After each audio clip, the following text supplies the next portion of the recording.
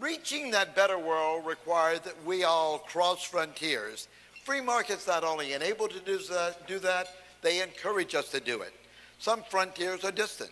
They lie beyond this planet.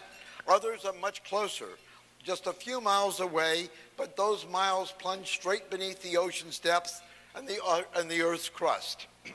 Today, these frontier advancements are slowed less by our lack of knowledge, less by financial or personal risk, than by the political restraints of regulation. Our regulatory state has adopted again the atavistic fears of the past, viewing the risk of innovation as inherently greater than the risk of stagnation. Regulations today sometimes bar entrepreneurs from daring these new frontiers.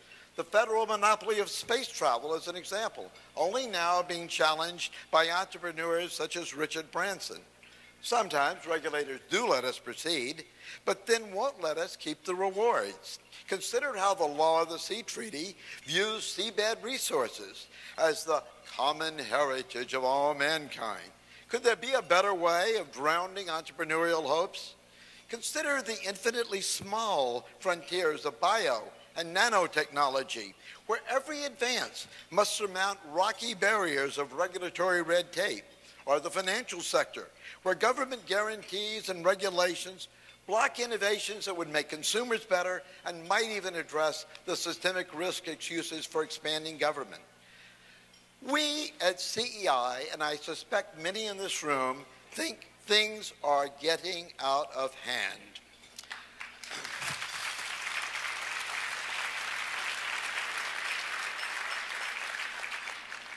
And we might recognize that there's some precedence for this. You know, God was no anarcho-libertarian. He did issue regulations before allowing us to advance into the promised land. But God kept it down to 10 commandments.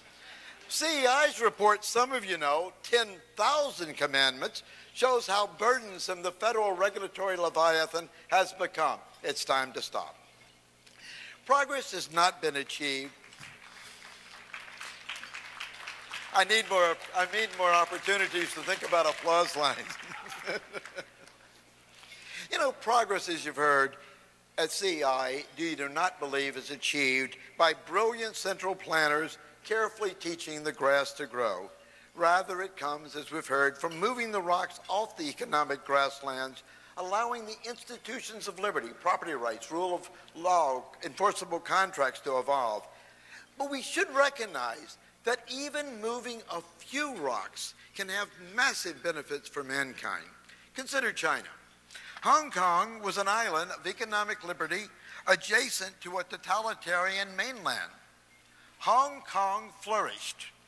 Mainland leaders looked over and said, look how fast the grass grows in Hong Kong. They moved some of the rocks that had killed their future, and the result? Hundreds of millions of people over the last 2 decades have moved out of poverty. Imagine how many would move out of poverty if the whole world were free.